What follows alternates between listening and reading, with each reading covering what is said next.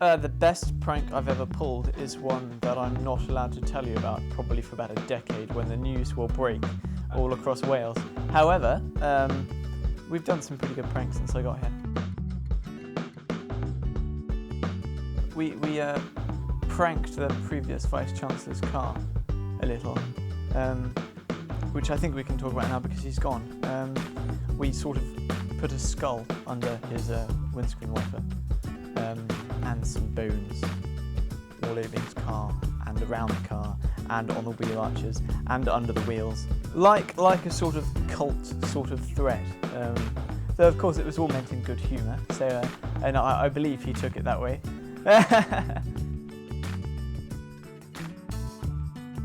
Oh, now there was one, although it's a bit macabre, I think.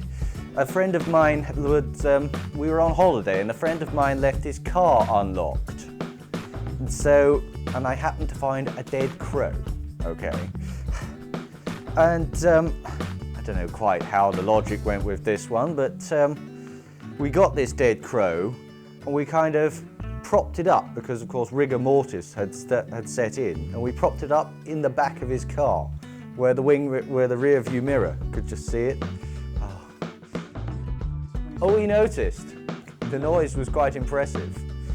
Jumped out of his car.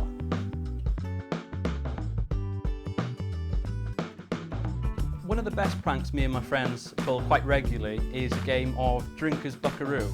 What you do is when one of your friends has fallen asleep at about 3 AM after a night of long drinking, you gather up the remnants of the night's party, and so the empty bottles and the polystyrene burger cases, and pile it up on him to a point where he can take no more and wakes up groggy-eyed and attacks the first thing he sees.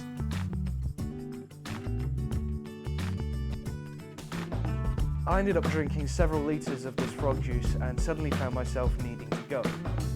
So I simply opted for the closest available place to go, which was a bush just down the end of the road. Got to the bush, unzipped, started to go, and the moment I started hearing the sound of water twanging off of metal.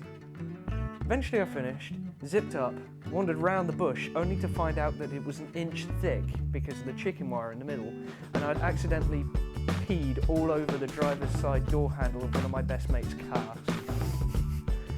He wasn't best pleased when he found out.